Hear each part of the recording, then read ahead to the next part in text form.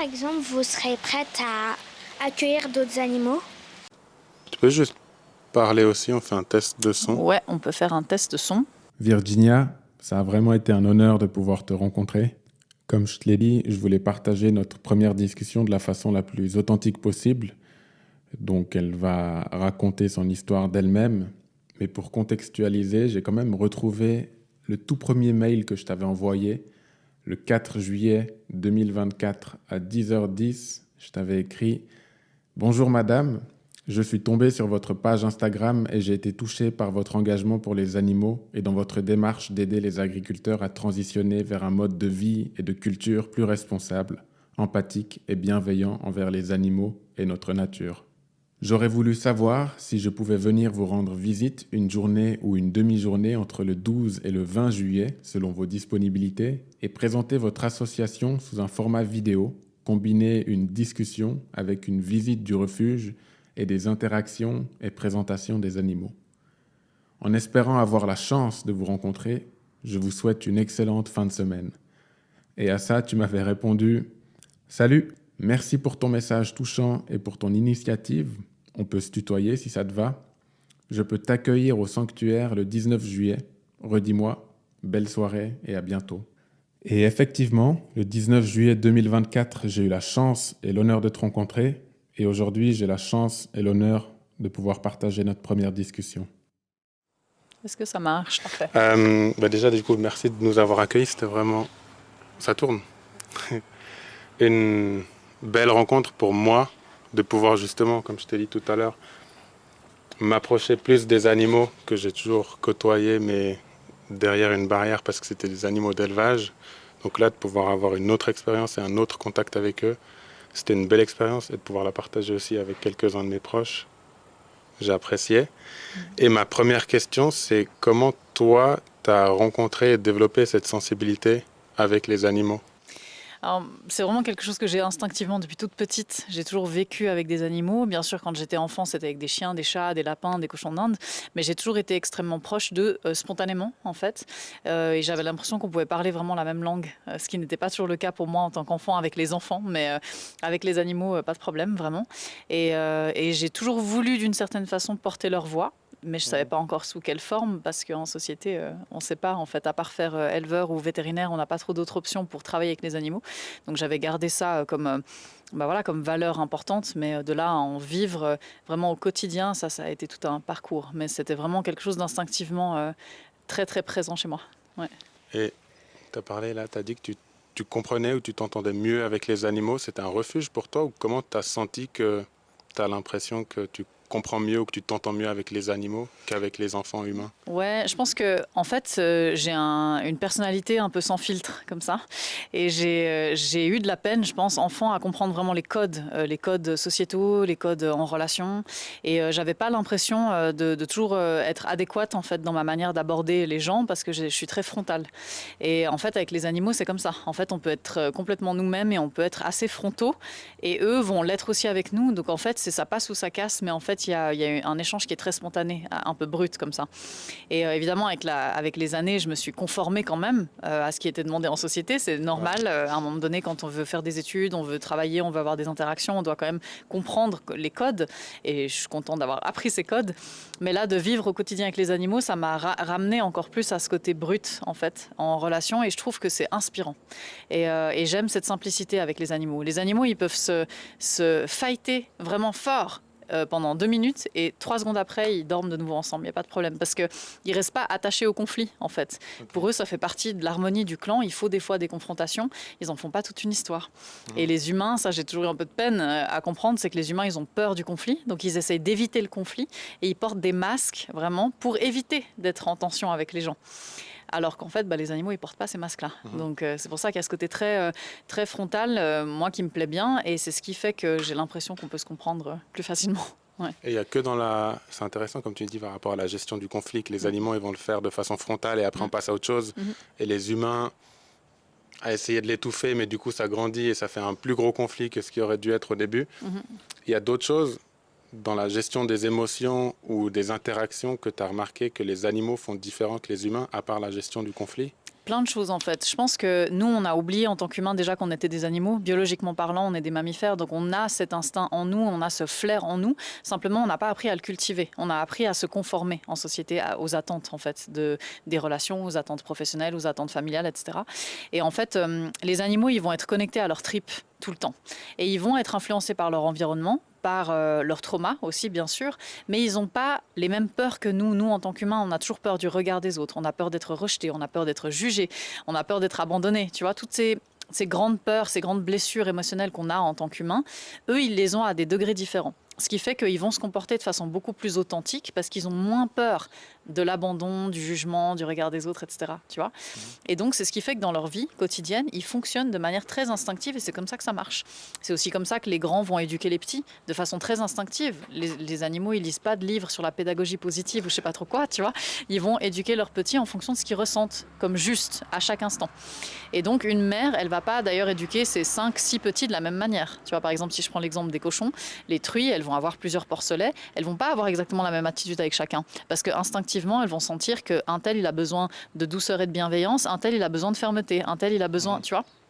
Et nous, en tant qu'humains, ou en tant que mère, par exemple, moi, j'ai pas d'enfant humain, mais je le vois chez des amis, eh ben, on est parasité par les attentes sociétales. Tu vois, on va dire oui, mais c'est la pédagogie positive qu'il faut suivre parce que c'est ça la meilleure méthode. Puis après, tu te rends compte qu'avec certains individus, ça va pas, en fait, ça suffit pas, et donc tu dois t'adapter. Mais la peur du jugement va nous freiner ou biaiser nos relations, en fait.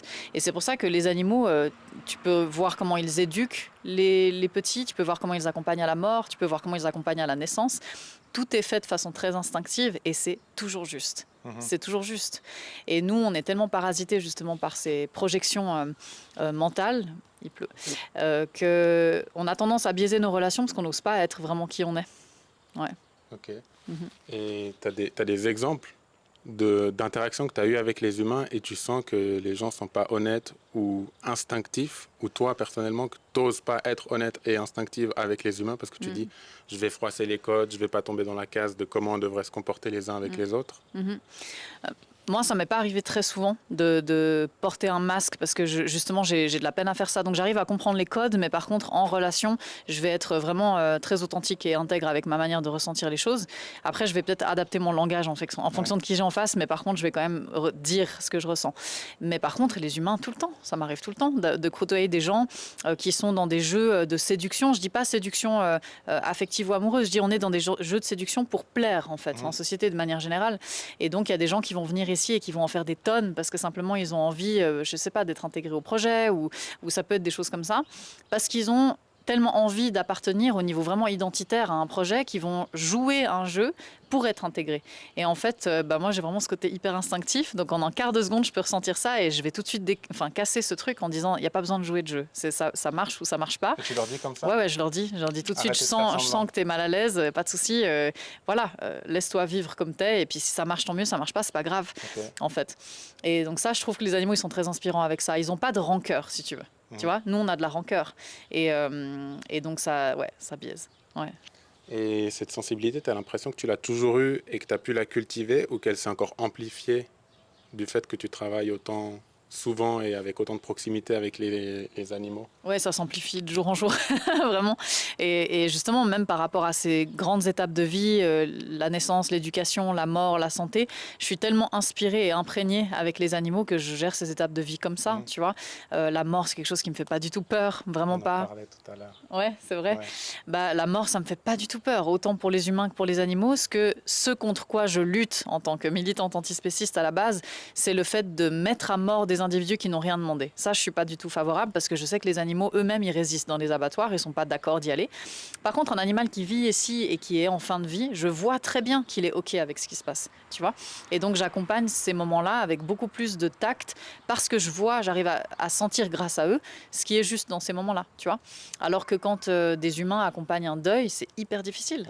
Souvent, il y a de la résistance, il y a de la colère, on va essayer de trouver des coupables, on trouve que c'est injuste, on trouve toujours que la mort est injuste, tu vois. Alors qu'en fait, la mort, c'est le truc le plus naturel du monde. Mais c'est juste qu'on n'a pas appris. Et donc, de vivre aux côtés des animaux, moi, je vois comment ils font leur deuil. Et ben, c'est très inspirant. Il y en a, au bout de 2 heures, c'est bon, ils passent à autre chose. Il y en a, il leur faut plusieurs jours. Mais ça fait partie, pour eux, des choses les plus naturelles du monde. Donc, ils n'en font pas toute une histoire comme nous, en fait. Quand c'est juste, je dis pas de nouveau dans les abattoirs, mais Ouais. Ok. Et tu parlais, depuis toute petite, tu sentais cette envie besoin de porter la voix des animaux. Et du coup, justement, tu nous as accueillis dans cette refuge, ou comment tu l'appelles? Un refuge, C'est un sanctuaire. un sanctuaire. Pour moi. Ouais, c'est Ok. un sanctuaire, ouais. Dans ce sanctuaire, quelles ont été les étapes ou les paliers clés dans ta vie qui t'ont amené à créer cet endroit pour les animaux? Entre arrêter de manger de la viande, est-ce que tu en as mangé quand tu étais plus jeune? Comment ta sensibilité elle s'est développée? Est-ce que tu as eu de la résistance de ton entourage, de tes parents, de ta famille? Est-ce que tu peux nous raconter un petit peu comment ça s'est passé depuis toute petite, ta première interaction avec un animal, jusqu'à aujourd'hui? Bah, en fait, petite, je disais instinctivement, j'étais très proche d'eux et je faisais aucune différence entre un chien, un cochon, un lapin, un oiseau. Enfin, pour moi, c'était un être qui a le droit de vivre, quoi. Point. Sauf que, évidemment, j'ai été conditionnée par le système, donc je me suis détachée des animaux que je mangeais parce que je les connaissais pas. J'avais pas eu d'interaction avec des cochons, des poulets ou des vaches quand j'étais enfant. Tu vois, je les voyais de loin dans les champs, les vaches, c'est tout, hein, mais je pouvais pas interagir. Mais tu vois, par exemple, déjà petite, je mangeais pas d'autres animaux que cochons, poules, vaches. Parce que les autres, je les avais déjà côtoyés. Le cheval, je le connaissais, le lapin, je connaissais, tu vois. Et donc, et le canard, tu vois, les choses comme ça, j'en ai mangé. Mais il y a ce truc où je trouve que c'était pas normal, en fait. Je trouvais pas ça normal. Et en fait, avec les animaux dits de rente, vu qu'on n'a pas cette proximité-là, je me suis distanciée.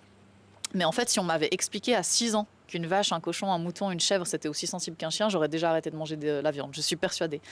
Et en fait, ma mère, elle est d'origine chinoise, entre autres, et on a mangé très très peu de produits animaux en fait avec ma mère, parce que dans la culture de base, la culture alimentaire chinoise, c'est surtout des plantes, du riz, du tofu, des algues, c'est surtout ça. Et de temps en temps, une petite poignée de produits animaux. Mais c'est pas comme en Occident où c'est le plat principal avec la viande, le fromage et puis un petit peu de légumes, quoi. Donc j'ai eu de la chance de grandir avec cette culture alimentaire qui fait que j'ai été accro au fromage comme tout le monde, bien sûr. Mais si tu veux, j'avais aussi conscience, par le biais de la médecine chinoise notamment, à quel point l'alimentation, elle a un impact sur notre santé. Tu vois, ça depuis toute petite, je baigne avec ça. Et donc, quand j'ai compris les liens entre alimentation et animaux, tu vois, là j'avais 18 ans à ce moment-là, j'ai compris que les animaux dits de rente, c'était des individus, et que si je les avais côtoyés plus tôt, j'aurais arrêté de les manger. Bah, à 18 ans, j'ai arrêté de manger de la viande, et des œufs, du miel, j'avais déjà arrêté tout ça. J'étais encore accro au fromage, donc je me disais non, mais fromage, peut-être que dans les petits élevages bio, ça va, tu vois, donc je me donnais un peu bonne conscience. Et puis à 24 ans, j'ai été visiter une ferme de vaches laitières bio, et puis là, j'ai rencontré un veau en particulier, c'est le veau que j'ai tatoué ici, parce que je l'ai vu dans son petit box, puis c'était un petit box de paille vraiment propre, pas, tu sais, les igloos en plastique comme on voit des fois. Donc c'était vraiment un joli espace pour un veau, mais malgré tout, il était séparé de sa mère. Et donc j'ai posé la question à l'éleveur de savoir pourquoi est-ce que ce veau n'était pas avec sa mère, puis il m'a dit, mais tu manges du fromage ou pas? Puis je dis, bah oui, évidemment. Il me dit, bah, si tu manges du fromage, je peux pas donner le lait de ce veau à ce veau, tu vois, je vais le donner au commerce. Puis tu vois, ça m'a fait tilt. Je me suis dit, comment une chose aussi évidente, on n'en est pas au courant. On n'est pas au courant en société de comment se fait l'industrie laitière. Et donc là, non seulement j'ai arrêté de manger des produits animaux, parce que dans les yeux de ce veau, j'ai vraiment fait cette promesse, quoi, que j'allais arrêter, mais que j'allais porter leur voix en société. Pourquoi? Parce que je savais que ça avait des limites juste de changer d'alimentation dans son coin. Tu vois, ça c'est bien pour notre propre conscience, c'est super. Mais si on veut changer la société, il faut pouvoir parler de la réalité. Tu vois, il faut sensibiliser, il faut dénoncer, il faut créer autre chose. Et donc là, j'ai commencé à militer de manière plus frontale, pour le coup. Et donc j'ai été visiter des élevages, des abattoirs, j'ai posé des caméras et j'ai commencé à faire des actions de désobéissance civile à partir d'un moment où je me suis dit, en fait, il faut créer une onde de choc en société parce qu'on ne parle pas de ces sujets, alors qu'il y a une urgence tous les jours pour les animaux qui sont dans les élevages. Et c'est là que je me suis dit que j'allais porter leur voix de manière plus conséquente, en fait. Pas juste de temps en temps tenir un stand ou de temps en temps donner une conférence, parce que ça, je le faisais et je trouvais ça chouette. Mais je voyais bien qu'on attirait que des gens qui étaient déjà convaincus. Tu as dit 18 ans, il s'est passé un déclic où tu as fait le lien. À 18 ans, ouais. Et c'était quoi le déclic? Ça s'est passé À 18 comment? ans, en fait, j'ai eu un prof de géographie au gymnase qui était écolo avant l'heure. Donc c'était en 2008. Lui, en 2008, il parlait d'écologie tout le temps. Tout le monde se foutait de sa gueule. On parlait pas du bio à ce moment-là, rien. Et lui, il nous a montré beaucoup de documentaires sur les ravages de l'élevage intensif sur la planète, sur la santé des gens, les liens entre la déforestation en Amazonie et l'élevage en Europe. Enfin, tu vois, toutes ces choses-là. Aujourd'hui, on en parle facilement, mais en 2008, c'était le seul à en parler. Et puis en fait, en un claquement de doigts, j'ai compris ce qui se passait grâce à ces cours. Et je me suis dit, mais je peux pas manger des vaches, des cochons et des moutons, ou des poulets, sachant ce qu'il y a derrière pour l'environnement, mais pour les individus aussi. Donc grâce à ce prof, là j'ai commencé à manger bio, local, végétarien à 18 ans et j'ai jamais changé ça. Puis après je suis devenue végétalienne plus tard. Mais si tu veux, ce projet, contact avec le veau. Ouais, à 24 ans, là, je suis devenue végétalienne et je suis devenue surtout militante. Puis en fait, ce projet aujourd'hui, c'est l'aboutissement d'un long parcours, mais si tu veux, à un moment donné, à force de mener des actions de désobéissance civile, j'étais aussi confrontée au cadre légal, évidemment. Donc j'ai eu un procès, j'ai été condamnée pour des actions. Heureusement, pas à des peines trop lourdes, tu vois. Je peux en parler un peu pour Ouais, que les gens bien puissent sûr. avoir des anecdotes de ce qu'une jeune femme de 18 ou 24 ans est prête à faire pour essayer de défendre des animaux qui, comme tu le dis, n'ont pas leur voix et ont besoin que des gens comme toi ou des citoyens prennent leurs responsabilités individuelles pour les aider. En fait, c'est exactement ça. Si tu veux, moi, à 24 ans, quand je me suis rendu compte de la réalité, j'ai commencé à me documenter beaucoup et je me suis engagée dans une association. Puis là, j'ai commencé à donner des conférences, tenir des stands de temps en temps. Et jusqu'à mes 25-26 ans, j'ai fonctionné comme ça. Puis à 26 ans, je me suis dit, là, je vais aller à l'étape d'après. Ça me allait pas suffit assez pas. vite, tu Ouais, trouves, ça allait pas pour assez toi vite. Et pour moi, justement, on évoluait en circuit fermé. Ça veut dire qu'avec des gens déjà convaincus. Et donc, je me suis dit, moi, je suis pas journaliste, je suis pas médecin, je suis pas scientifique. Par contre, je suis une citoyenne et j'ai envie d'agir à mon niveau. Donc je vais me renseigner en tant que citoyenne sur ce que c'est l'industrie laitière, parce que c'est l'industrie la plus répandue en Suisse. Tout le monde mange du fromage et des produits laitiers, tu vois, mais on se pose pas trop de questions là autour. Et je me suis dit, je vais aller enquêter sur l'industrie laitière comme citoyenne. Tu vois, c'est-à-dire, je vais aller dans les élevages, les abattoirs, auprès des lobbies, auprès des politiciens. Je vais dire, voilà, moi, je veux savoir ce qui se passe ici et je veux en faire un livre parce que j'aimerais, à mon échelle, juste passer le message à un plus grand nombre. Donc, à ce moment-là, en fait, j'étais éducatrice sociale. Donc, je bossais la journée avec des ados en rupture et la nuit et les week-ends, j'allais enquêter tout le temps. Et j'ai fait ça pendant une année. Entre 2016 et 2017, j'ai fait ça. Et en fait, en 2017, quand mon livre était prêt, que les vidéos en caméra cachée étaient prêtes, là, j'ai rendu ça public. Et en fait, ça a beaucoup, beaucoup intéressé les médias à ce moment-là, parce qu'on en parlait peu de ces thématiques-là. Puis moi, je m'y attendais pas du tout. Mais si tu veux, là, à partir de là, toutes les semaines, j'avais des rendez-vous médiatiques, tout le temps, tout le temps. Donc, si tu veux, à chaque fois que je menais une action, il y avait tout le temps les médias derrière. Donc, le fait d'avoir cette visibilité, ça m'a permis de mener plein d'actions et de faire bouger les lignes, quoi, en fait. Donc là, j'ai commencé avec des blocages d'abattoirs, des libérations d'animaux. Une fois, on a bloqué un village entier, on a bloqué les routes d'un village où il y a un projet d'abattoir qui était en discussion. Donc ça, c'était en 2018, il faut le dire. Cet abattoir aurait dû être construit entre 2018 et 2019. On est en 2024, il n'est toujours pas construit. Parce qu'on a été à s'opposer à ce projet, on a été des centaines, en fait, donc, et par le biais de la désobéissance civile et par le biais des oppositions citoyennes. Et ce qui fait que le fait qu'on s'oppose en permanence, pour l'instant, il n'est toujours pas construit. Donc ça prouve que ça a eu un impact. Et en fait, de fil en aiguille, donc j'ai mené ces actions. Et puis à un moment donné, je me suis dit, là, prochaine action, je vais partir en prison, je pense. Donc je vais freiner la cadence. Puis surtout, je me rends compte que je peux maintenant réorienter mon combat parce que, entre-temps, on a créé ce lieu ici. Donc l'association Coexister, elle est née en 2018. 2019, on s'est installé ici avec ce sanctuaire. Et à partir de là, je me suis dit, maintenant que je suis responsable de ces animaux, je ne peux pas partir en prison. Donc j'arrête les actions de désobéissance civile. Je suis contente s'il y en a d'autres qui reprennent. Il n'y en a pas eu beaucoup, mais voilà. Et puis aujourd'hui, je veux agir vraiment sur le terrain concrètement pour les animaux aussi, mais aussi avec l'accompagnement des éleveurs. Et donc ça, c'est un peu goupillé comme ça. Et puis en 2019, j'ai été condamnée, donc j'ai eu un procès pour ces différentes actions, mais ce procès a aussi permis de montrer que typiquement les enquêtes en caméra cachée dans un abattoir, elles ont eu un impact fort sur cet abattoir, il a dû fermer pendant plusieurs semaines, 2 bouchers ont été licenciés, ils ont été interdits à vie de pratiquer auprès des animaux, donc il y a eu des impacts si tu veux, et c'est ce qui fait que finalement j'ai pas été condamnée très lourdement, et même j'ai été exemptée de peine pour les caméras cachées parce que la juge a vu en fait les effets positifs. Donc finalement tout ça c'était une suite logique, c'était bien de faire ces actions, même si elles ont créé beaucoup de débats, beaucoup d'opposition, beaucoup de résistance, d'insultes, de menaces, tout ça pendant des années. Et puis tout d'un coup, de fait de s'installer ici, ça a changé la donne. Et puis aujourd'hui, c'est vraiment un projet, si tu veux, ici qui met tout le monde d'accord, quasiment. Donc même les éleveurs, même les gens qui sont contre, finalement, ils viennent ici, ils voient ce qui se passe et ils ne peuvent pas critiquer. Donc la donne a complètement changé entre-temps, quoi. J'aimerais bien parler un peu de la résistance. Je vais juste voir. Ouais. Olivier, tu as besoin de quelque chose? Olivier? T'as besoin de quelque chose? Oui? Oui. Oui, bien sûr, ouais, ça va très bien. Ouais. Tu veux qu'on baisse la tente? Ouais, je veux bien. Ouais. Juste parce que c'est pas pour nous, c'est plus pour la caméra, pour pas qu'on soit dans le. Ouais, mais sinon. Ouais. Ah, attends. Ouais, ça va comme ça.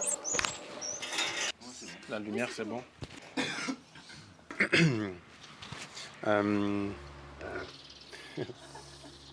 Oui, les cochons détestent la pluie, donc il va Ah ouais rentrer. Ouais. Dès qu'il fait moche en général, il rentre.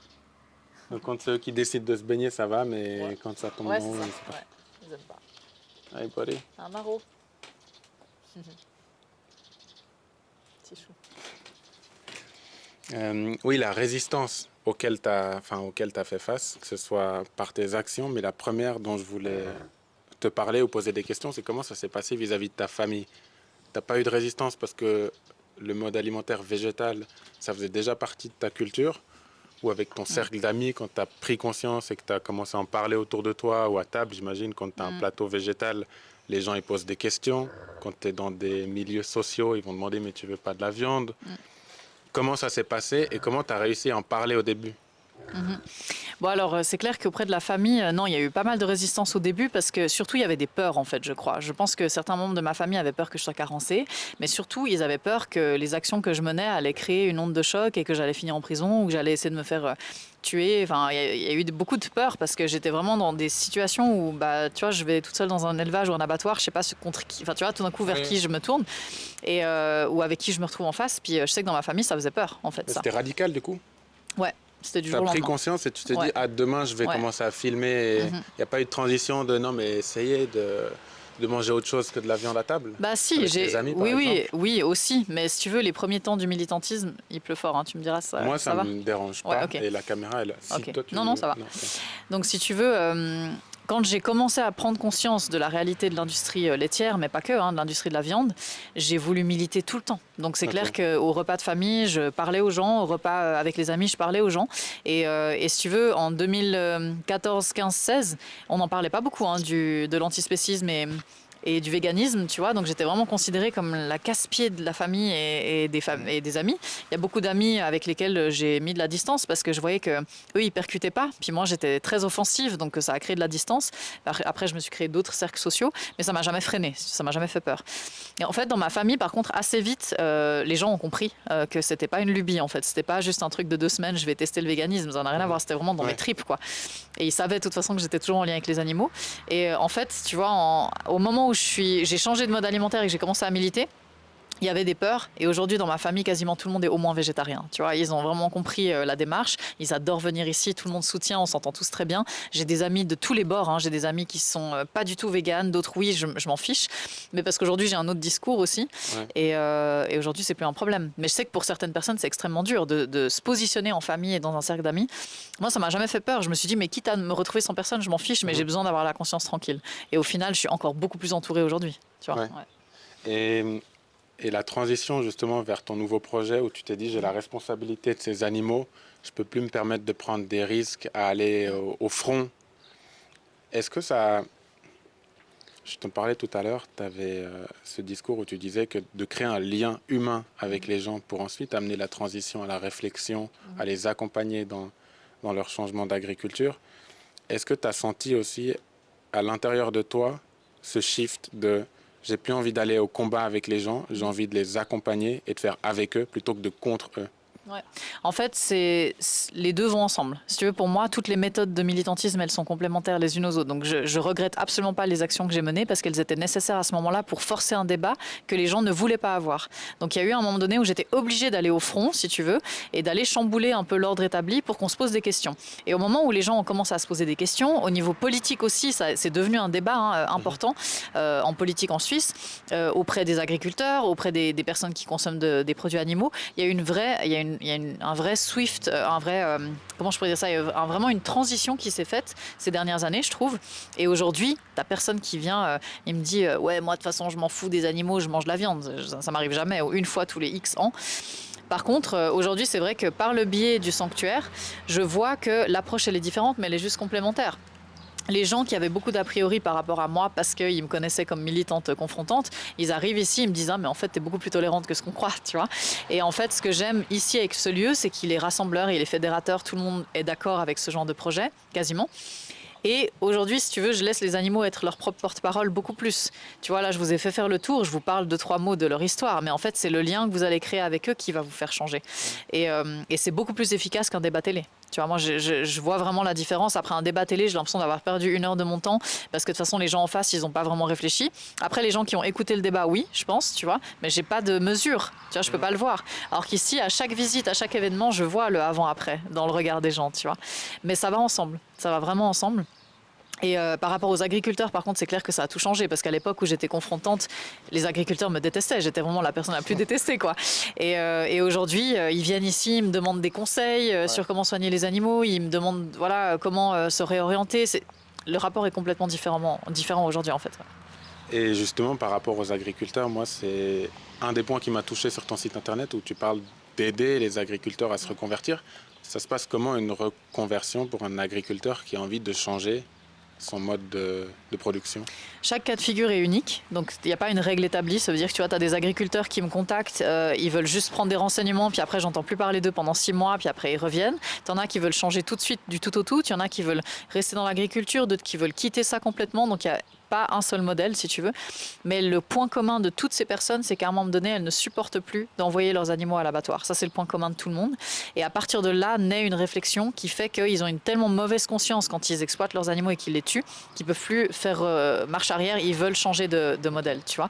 Et donc là, c'est hyper intéressant parce qu'avec le sanctuaire, ce qui est magnifique, c'est que quand les éleveurs viennent en rendez-vous ici, il y en a qui me disent on n'a jamais vu des animaux heureux comme ça avant en fait. Et eux-mêmes ils le remarquent, tu vois, ils voient que le lien est différent et eux ils sont hyper apaisés, ils sont en meilleure santé, enfin bref. Et c'est ça qui est vachement touchant finalement, c'est que ce genre de lieu permet une réflexion de fond qui amène à une action concrète droit derrière avec ces personnes. Donc, pour que concrètement on sache ou que les gens sachent comment ça se passe, un éleveur il pourrait se reconvertir et faire un sanctuaire et à côté avoir une agriculture végétale ou tu as des exemples concrets pour qu'on puisse vraiment se projeter ou imaginer ou voir.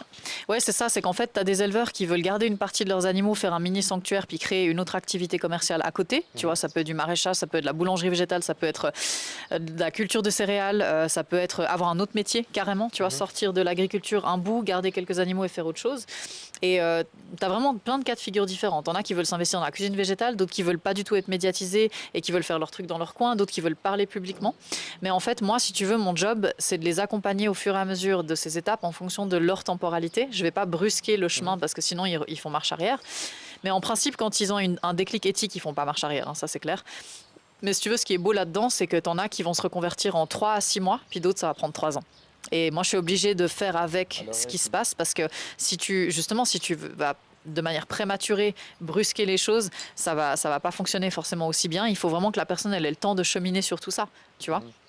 Donc chaque cas de figure est unique et maintenant on travaille aussi avec la France. Donc là j'ai accompagné une première éleveuse bretonne dès le mois de février, tu vois. Puis elle a voulu vraiment quitter la ferme, on a replacé ses vaches et puis maintenant elle veut du temps pour se reconstruire, tu vois, par exemple. Et tu aurais des anecdotes qui t'ont... Là c'est pour les micros que je me fais défausser. Ouais. Je pense qu'il faut quand même qu'on baisse. On couvre, ouais. Et ça fait du bien. Sinon, Ça couvre jusqu'ici ou sinon on se décale? On peut se décaler, ouais. Juste refaire un test micro, s'il te plaît. Oui, on peut faire un test micro. Tu peux me dire pour la lumière? La lumière, c'est bon.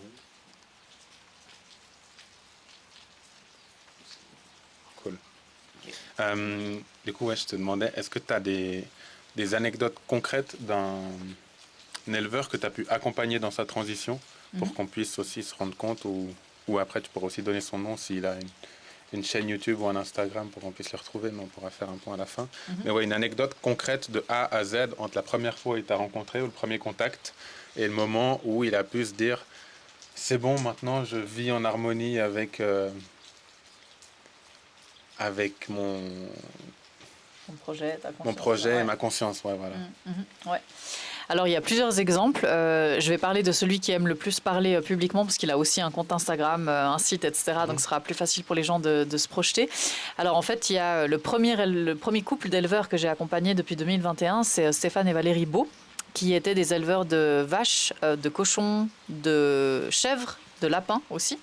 Et eux, en fait, ils m'ont replacé ici leurs 2 dernières vaches, Maya et Hippie, que vous avez vues tout à l'heure.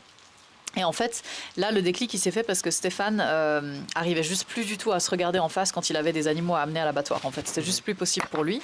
Et il a eu un vrai déclic une fois quand une de ses vaches préférées est morte dans ses bras. Au pré en fait, hein. Et c'est là qu'il s'est dit mais en fait c'est comme ça que les animaux devraient mourir, c'est au parc comme ça après une belle vie mais pas à l'abattoir quoi. Donc dans les grandes lignes, lui c'était quelqu'un d'extrêmement fier et très borné et la première fois qu'il est venu au sanctuaire il m'a dit tu sais il y a quelques années, je serais venue ici pour te casser la gueule, hein, pas pour parler avec toi de replacer des animaux. Et en fait, on est devenus meilleurs potes. Après 4 heures de discussion, on est devenus vraiment meilleurs potes. Et là, ça fait 3 ans qu'il a démarré sa reconversion. Et on est meilleurs potes. Ça veut dire qu'on s'écrit tous les jours et on a construit plein de projets ensemble. Et entre-temps, donc, on a construit un projet de boulangerie végétale. Donc lui, il avait un premier métier. Son premier apprentissage, c'était la boulangerie. Il avait fait de l'élevage aussi à côté. En plus, et donc il a récupéré son métier de boulanger, mais qu'il a transformé avec des matières végétales, tu vois. Donc tous ses produits sont exceptionnels, mais c'est fait avec des matières premières végétales. Et donc lui, le projet s'appelle Au pain sans peine, et il livre un peu partout en Suisse romande, il fait des événements avec un food truck, enfin il est hyper actif. Et il est super inspirant parce qu'on était vraiment à des opposés extrêmes l'un et l'autre en termes de valeurs pendant un temps, puis en fait on s'est retrouvés et maintenant on partage vraiment toutes ces valeurs-là. Et donc ça, c'est le cas pour la Suisse, par exemple. Et puis en France, la première éleveuse que j'ai accompagnée, Elodie, elle m'a contactée. Et en fait, ce qu'on a fait, c'est qu'on a dû replacer ces 41 bovins qui lui restaient, parce que c'était hors de question qu'elle les envoie à l'abattoir. Puis elle, son plan, c'était je replace les bovins et je quitte la ferme. Ça, c'était sa priorité. Et à partir de là, elle est en train de se reconstruire, elle a déménagé, elle est en train de prendre soin de sa santé, elle veut devenir végétalienne, elle est en train de faire tout ce chemin-là pour pouvoir, à un moment donné, vraiment être en paix totalement avec sa conscience, parce qu'elle l'est déjà vraiment mieux. Et puis elle, on va voir quel type de formation elle veut faire pour la suite. Elle est complètement ouverte et en même temps, elle est très au clair avec le fait que plus jamais elle exploite ou elle veut faire tuer des animaux, quoi. Okay. Et dans les côtés résistance, c'est quoi la plus grande résistance dans ce que tu fais? Dans ce que je fais... Qu'est-ce qui est le plus difficile? C'est essayer de parler aux gens et de créer le lien pour les amener à prendre conscience et changer. C'est de devoir gérer tout toute seule. Dans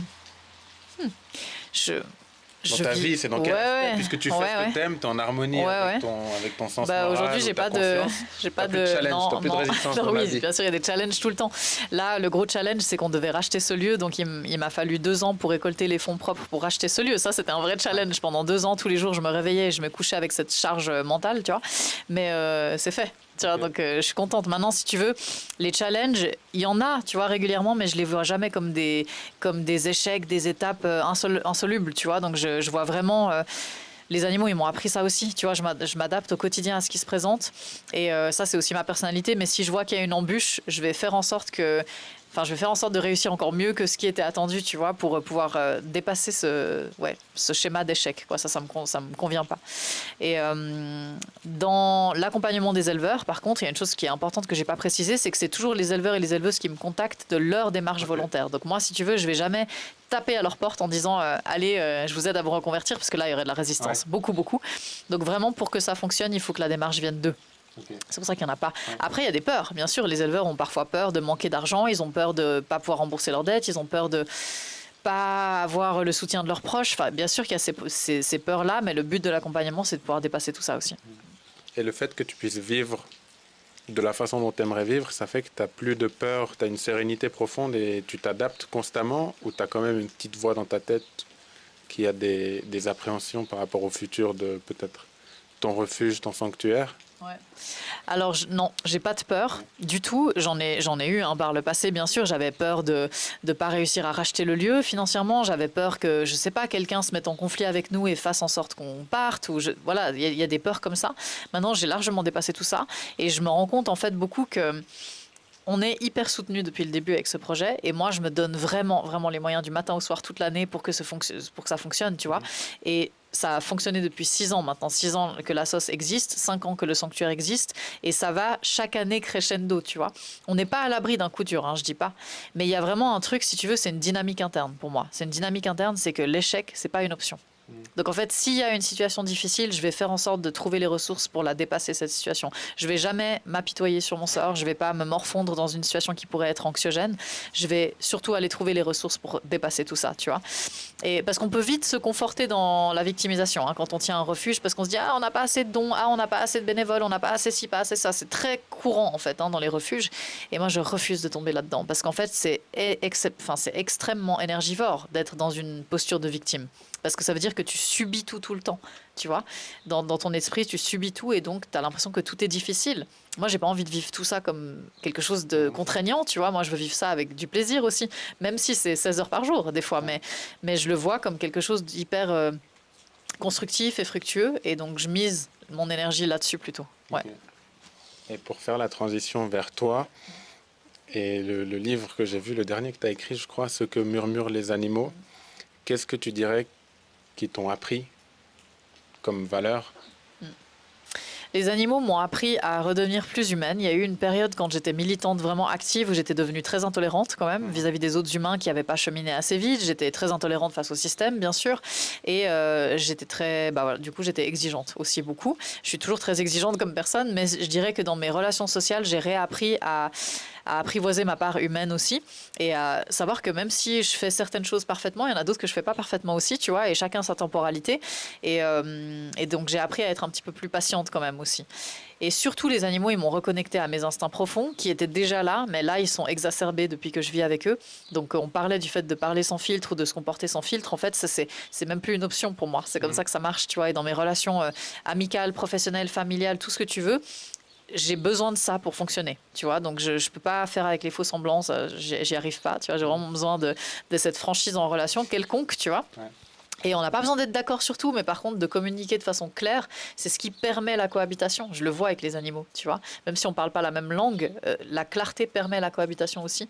Et donc, entre humains, la même chose. Tu vois, donc c'est vraiment ce qu'ils m'ont appris, c'est de me reconnecter à mes instincts, mais aussi à être plus ouverte et tolérante, parce que je vois que eux, malgré tous les traumatismes qu'ils ont vécus, ils ont réussi à pardonner aux humains, tu vois, pour la plupart. Et donc je me dis, si eux, ils y arrivent, moi, il faut que j'y arrive, tu vois. Ouais. Tu as eu des difficultés à pardonner aux humains ou à te pardonner à toi-même par rapport à justement ton comportement qui était peut-être trop direct, trop conflictuel quand tu étais militante? Non, parce que je pense que c'était vraiment nécessaire à ce moment-là de ma vie et puis de ce que je voulais amener en société. Par contre, aujourd'hui, je vois que je vais fonctionner différemment et que ça va toucher d'autres types de personnes. Voilà. La confrontation, elle a quand même fait bouger les choses, tu vois. Donc moi, je renie pas ça. J'ai pas une philosophie. J'ai pas vraiment la philosophie New Age qui dit qu'il faut cultiver que la lumière, l'amour, la gratitude, le pardon, tu vois. Ouais. Moi, je pense qu'il faut la confrontation, il faut le conflit, il faut la colère, il faut la tristesse, parce que c'est aussi des moteurs, ce sont aussi des moteurs qui permettent de faire bouger les choses, tu vois. Donc c'est pour ça que j'ai pas de remords sur ce que j'ai fait, parce que ça contribuait, tu vois, à ce qui était nécessaire à ce moment-là en société. Aujourd'hui, je vis de manière beaucoup plus pacifique, certes, mais s'il faut aller au front, j'y vais encore. S'il y a des situations, je sais pas, tu vois, si tout d'un coup il y a une décision politique qui va me forcer à faire je sais pas trop quoi avec les animaux, avec lesquels, tu vois, une décision avec laquelle je suis pas d'accord, je vais aller au front de nouveau. Mais là, ça se présente pas et c'est pas nécessaire. Ouais. Tu le fais de façon instinctive. Moi, je me pose souvent la question à quel point on peut se battre pour la paix, à quel point le conflit il est nécessaire quand on essaye de se battre pour le bien-être, par exemple, des animaux. Tu le fais tout le temps de façon instinctive ou tu remarques que tu réfléchis beaucoup?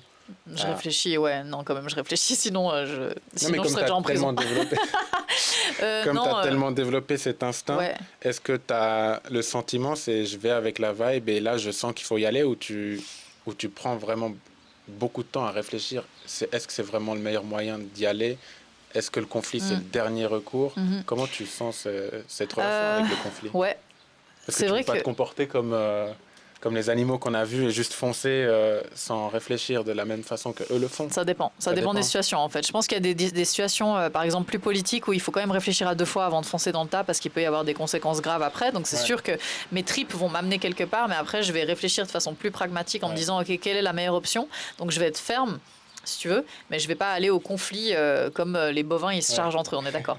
Mais mes tripes vont quand même m'amener dans une direction, puis après, oui, je vais jauger quels sont les risques, les bénéfices dans une situation pour savoir qu'est-ce qui est le mieux, tu vois.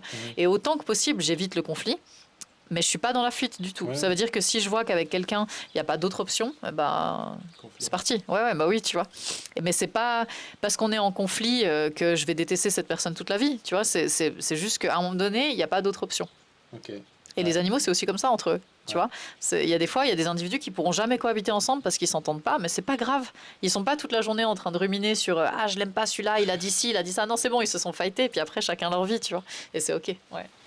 Et pour finir, en dernière partie, comment tu te décrirais toi pour qu'on puisse apprendre à te connaître? T'es quel genre de personne? T'as quoi comme hobby quand justement t'es pas en train de travailler 16 heures par jour? Ou bien les 8 autres heures, tu fais quoi? J'aime bien dormir quand je peux, parce que voilà, il faut quand même des heures de sommeil conséquentes pour tenir un projet comme ça.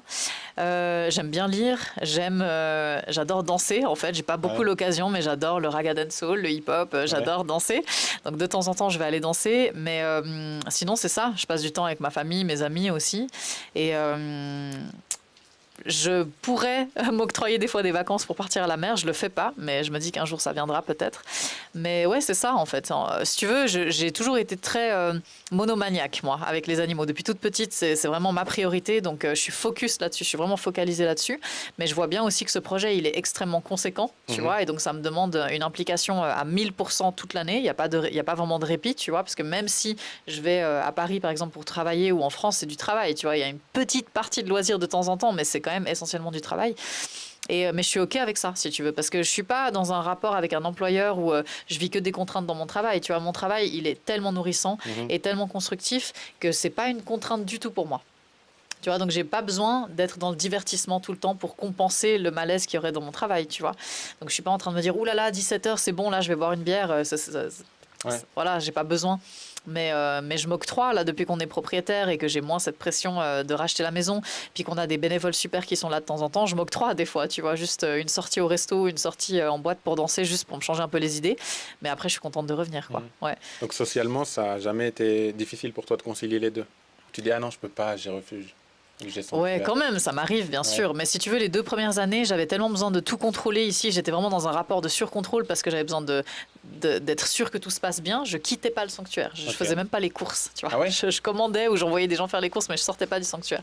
Aujourd'hui, j'ai vraiment lâché du lest parce que je les connais, je vois comment le lieu fonctionne en fonction des saisons, donc je peux un peu avoir c'est pas du répit, ce serait trop dire, mais je peux m'octroyer de temps en temps un peu de la distance, tu vois, de partir une journée et de mettre un bénévole ici. En général, ça se passe bien, il n'y a jamais d'accident. Et ça me permet en effet de faire autre chose, tu vois, de voir des gens de temps en temps, ouais. Okay. Donc aujourd'hui, c'est plus existentiel pour moi de passer 24/24 toute l'année ici. Je peux de temps en temps quitter, ouais. Mais pas plus que 5 jours. 5 jours, j'arrive pas plus. C'est vrai? Ouais, non. T'as jamais fait? Non, j'arrive pas. Parce que t'as pas envie ou parce que tu te fais du souci pour les eux? deux, les deux. Au bout de 5 jours, j'ai quand même besoin de revenir, m'assurer que tout le monde va bien, tu vois, parce que les bénévoles, tu vois, il y a des personnes que je salarie des fois pour rester ici. Elles ont quand même pas totalement le même lien que moi avec les animaux, donc c'est possible qu'il y ait des symptômes qu'elles voient pas, tu vois. Donc moi, j'ai vraiment besoin de revenir au bout de 5 jours. Puis je fais en sorte de partir au maximum en termes de distance. Il faut que je puisse revenir le jour même, tu vois. D'urgence, ouais.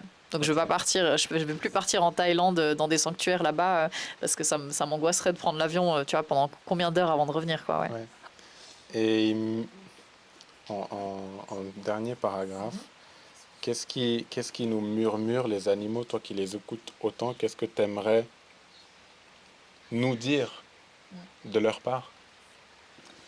En fait, les animaux, ils nous rappellent notre essence commune. Ils nous rappellent qu'on est biologiquement aussi des mammifères. Et en fait, les humains ont oublié qu'ils faisaient partie du règne animal. Ils se sont extraits du règne animal pour pouvoir mieux dominer le monde. Et en fait, je pense que si on prend le temps de regarder les animaux dans les yeux et qu'on se connecte vraiment cœur à cœur avec eux, c'est plus une question à un moment donné, ça devient une évidence. Et donc, qu'est-ce qui justifie qu'on les exploite, qu'on les asservit, qu'on les massacre pour des plaisirs éphémères et surtout pour des raisons économiques alors qu'on n'en a pas besoin. Et je pense qu'aujourd'hui, les animaux, si on prend le temps de les écouter, dans leurs yeux, c'est ça qu'on va trouver comme réponse. C'est qu'en fait, on n'est pas différents, on n'est pas si différents. On a une apparence différente, mais en fait, nos besoins biologiques sont les mêmes, nos besoins psychologiques sont les mêmes, tu vois. Et donc, aujourd'hui, j'ai vraiment envie d'encourager les gens à dépasser cette fierté et se dire waouh, qu'est-ce qu'on peut apprendre des animaux plutôt que qu'est-ce qu'on peut tirer d'eux pour en faire commerce ou en tirer profit. Ouais, ce serait ça. Et un mot pour la fin, pour toi, c'est quoi l'humanité ou être humain? C'est savoir se remettre en question et savoir reprendre une place juste. Ça, ce serait l'idéal. C'est-à-dire que pas considérer l'humanité comme étant l'espèce la plus évoluée et supérieure à toutes les autres, mais c'est plutôt être conscient de nos différences en tant qu'humains, de ce qu'on est capable de faire en tant qu'humains que les animaux ne peuvent pas faire, par exemple, et mettre ça à leur profit et au profit de la Terre, plutôt que d'en tirer profit pour nous-mêmes, pour notre espèce, tu vois. Il n'y a pas d'animaux qui font ça. Les animaux font pas ça. Ils vont chasser pour survivre, certes, mais ils vont pas asservir toute une communauté pour en tirer profit. Ça n'existe pas, ça, dans le règne animal. Il n'y a que nous qui faisons ça. Et donc, j'aurais envie que l'humanité reprenne une place plus juste sur cette planète et qu'on apprenne à devenir colocataire avec les autres, plutôt que supradominant pour tirer profit de tout ce qui bouge, quoi. Ouais. Et l'intelligence émotionnelle, du coup, c'est quoi? Pour moi, c'est savoir se remettre en question, c'est savoir faire preuve d'humilité, c'est savoir accepter et écouter la réalité de l'autre aussi, plutôt que de vouloir projeter sa propre vérité sur les autres. Ça me paraît très important. Et l'intelligence émotionnelle, c'est ne pas fuir ses émotions, c'est les traverser clairement et ne pas en avoir peur, parce qu'on a beaucoup peur de la tristesse, de la colère, mais en fait, ça fait partie intrinsèque du vivant. Les animaux aussi ont des colères et des tristesses, tu vois. Et donc être intelligent émotionnellement, de mon point de vue, ce serait ça. Ce serait de dire, on traverse ces émotions, on va pas nuire aux autres avec ça, mais si elles nous dirigent, il y a quand même une raison à un moment donné, tu vois. Donc moi, je suis pas du tout favorable à une approche qui veut qu'à chaque émotion, on médite, on cultive la lumière et puis on essaye de taire la colère. Ça, pas du tout. Ça explose beaucoup plus fort à un moment donné, je pense, tu vois. C'est mon avis. Après, ça n'engage que moi. Mais je vois que les animaux, en fait, ils traversent leurs émotions, paf, du tac au tac, et après, ils passent à autre chose, tu vois. Et ça, je trouve plus intelligent d'observer les animaux faire ça que de voir les humains avoir peur de leurs émotions, se mentir à eux-mêmes et puis dire non, j'ai des colères, mais ça, c'est parce que j'ai pas assez travaillé sur moi-même, patati patata. Non. En médecine chinoise, d'ailleurs, on dit que pour être en bonne santé mentale aussi, il faut traverser toutes les émotions chaque jour, mais à des degrés différents. Tu vois, ça veut dire que c'est normal d'avoir une mini pointe de colère, une mini pointe de frustration, une mini pointe de tristesse et une mini pointe de joie, d'amour, etc. Et c'est ça qui crée cet équilibre, en fait. Donc, voilà, moi, j'ai tendance à fonctionner comme ça. Après, chacun est différent. Ouais. Merci. Mila, vous avez des questions, tu voulais poser des questions? Tu peux rester derrière. Est-ce que, par exemple, vous serez prête à accueillir d'autres animaux? Là, on est au complet en ce moment. Il y a quand même 41 individus au total. Donc, on est vraiment au complet. Après, tu vois, dans la vie, il y a le fait qu'il y a des animaux qui vont mourir peut-être ces prochaines années. Ça va laisser la place à d'autres. Il y a un tournus qui se fait chaque année, tu vois. Mais j'essaye de faire en sorte qu'ils s'entendent tous bien et qu'ils aient assez d'espace. Donc, je ne veux pas surcharger le lieu. Donc là, on est au complet. Ouais. Et des petits animaux? Je vais plus reprendre des petits animaux parce que justement les poules et les lapins, je trouve très facilement des places d'accueil ailleurs.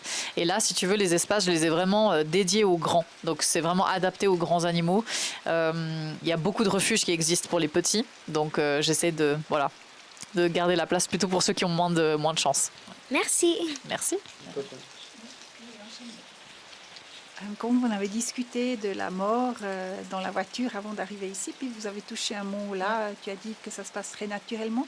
Est-ce que tu vois une différence de la réaction d'un animal si il perd un petit ou s'il perd un vieux?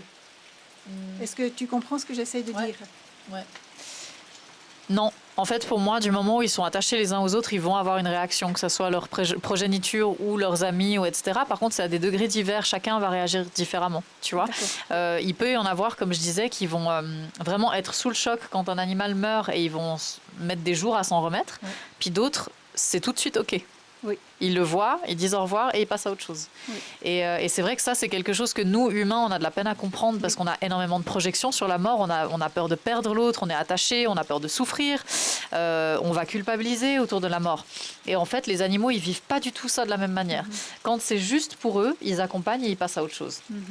Ça m'est arrivé de voir des poules pendant 5 jours ne plus s'alimenter quand elles ont perdu leurs meilleurs amis. Tu vois, ça, j'ai vraiment vu. J'ai vu une maman cochon, quand elle a perdu un de ses fils, vraiment faire toute une cérémonie de deuil pour lui, mais ça a duré 2 heures et elle est repartie faire autre chose. Oui. En fait, et c'est aussi pour ça que ce sanctuaire, il a une fonction très spéciale dont je vais parler ces prochains temps. On va aussi proposer des espaces d'accompagnement à la mort pour les humains, c'est-à-dire que quand il y a un deuil à faire, que les gens puissent venir ici faire une cérémonie plutôt qu'à l'église ou ailleurs, parce que c'est important de se reconnecter à la vie et à ce cycle en fait, et par le biais des animaux, c'est super fort. Et pour moi, c'est tout à fait OK en fait, d'accompagner ces moments-là dans ce genre de contexte, parce que je pense que les humains doivent réapprendre à apprivoiser la mort, comme ils doivent apprivoiser la naissance aussi. Oui. Parce que malheureusement, dans notre société, on a été habitué à déléguer ces étapes de vie à des instances externes. Ouais.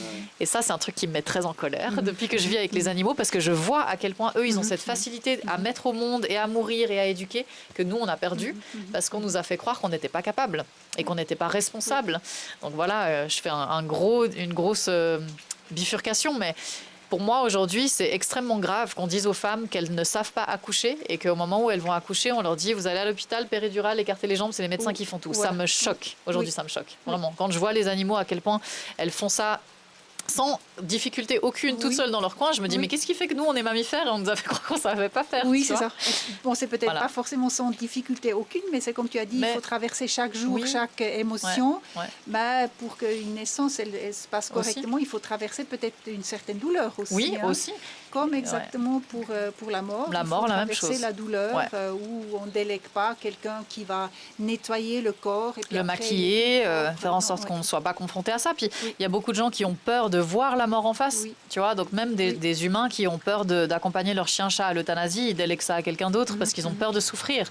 Et moi, je trouve que c'est fondamental d'accompagner ces moments si l'individu est d'accord. Par contre, hein, il y a aussi des animaux qui veulent mourir tout seuls dans leur coin, des humains qui veulent mourir tout seuls dans leur coin, il faut respecter.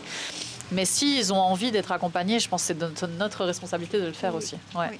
Ouais, clairement. Oui. Et puis donc, juste pour revenir sur la mort, hein, parce que c'était une discussion difficile qu'on avait, comment une maman gère la mort d'un enfant. Là, j'ai essayé de faire le lien avec les animaux. Donc, tu as dit, chaque animal réagit à sa Ouais, manière. c'est quoi. différent. Ouais. Ouais. C'est différent. Mais eux, ils résistent beaucoup moins à ce concept de mort que nous, Oui, ça c'est bien sûr. C'est intéressant parce que il y a plein de fois des gens qui me questionnent là autour. Ce matin, il y avait un couple qui était là parce que leur fils s'est suicidé il y a 1 mois. Et puis, enfin bref, ils sont venus pour parler de tout ça parce que leur fils adorait ce lieu. Enfin, et c'est assez intéressant, je sais pas pourquoi. Ça fait 1 mois à peu près qu'il y a plein d'humains qui me parlent de ces situations et je sais que ce lieu maintenant, il va être aussi dédié à ça parce qu'il y a trop d'enseignements qu'on doit tirer des animaux là autour. Oui. Et c'est vrai que, bah oui, il peut y avoir de la tristesse chez les animaux, clairement. Mais encore une fois, si l'animal il est mort parce que c'était le moment juste pour lui, je vois pas de résistance autour. C'est ça que je trouve intéressant. Alors que dans les abattoirs, c'est tous les animaux qui résistent, 100%. Donc ça, c'est hyper important de le voir, en fait. Et même une euthanasie d'un chien, d'un chat qui n'est pas prêt à mourir, il va le vivre comme s'il était emmené à l'abattoir. Donc ça aussi, c'est important de se questionner sur notre responsabilité là autour, sur les animaux de compagnie aussi. Ouais.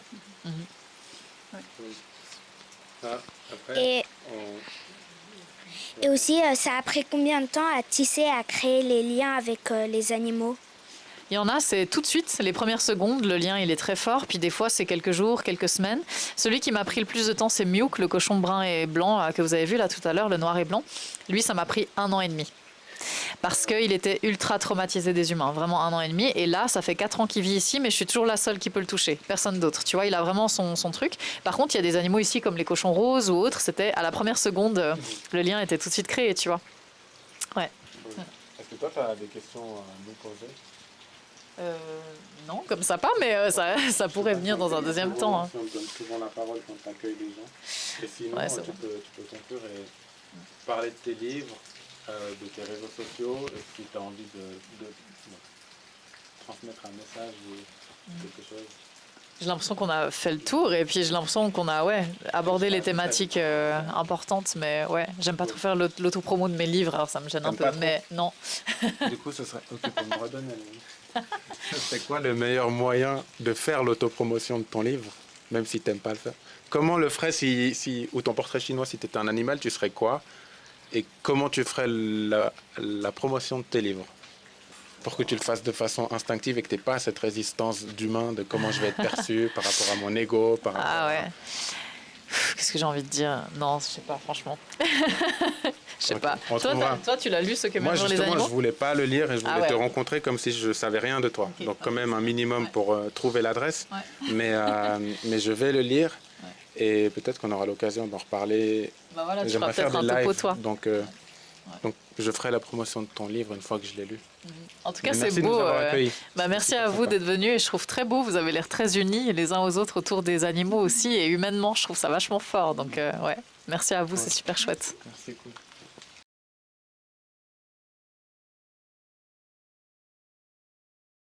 Là, j'ai pas du tout suivi ce que tu voulais faire en fait. J'ai pas suivi, j'ai rien compris honnêtement. Tu veux faire une transition et puis après tu as parlé Pour la de ce que tu voulais conclusion de la apprendre. première discussion Ok, qu'on avait, Ouais, d'accord, ok. j'aimerais bien apprendre quelques mots en chinois. Mais quel est le lien avec ce qu'on a discuté et puis avec Le le lien, concept il est plus loin, il est plus large, mais c'est d'étendre les connaissances et d'apprendre des différentes cultures. Ok. Mhm. Et le lien, c'est toi avec la Chine ou le Ok, chinois. ouais. Et je trouve ça très intéressant d'apprendre les langues parce que pour moi, c'est ce qu'il y a de plus riche comme patrimoine de l'humanité. Ouais.